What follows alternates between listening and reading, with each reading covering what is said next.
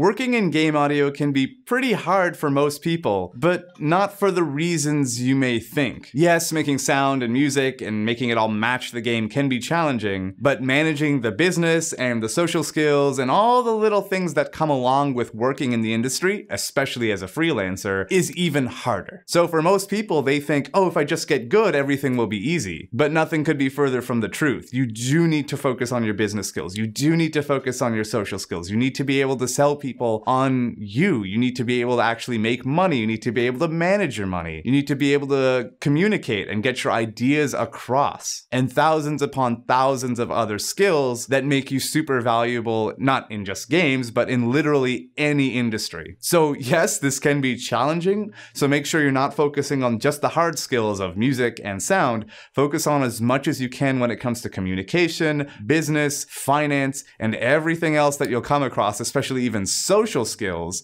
that will help you get a job in the industry. So if you enjoyed that game audio FAQ, please make sure to subscribe and click the little bell so you get notified, literally what every other YouTuber on the planet tells you to do. And also sign up for my newsletter where I give you access to 2 free courses that'll teach you how to work, negotiate, network, and get paid in the game industry.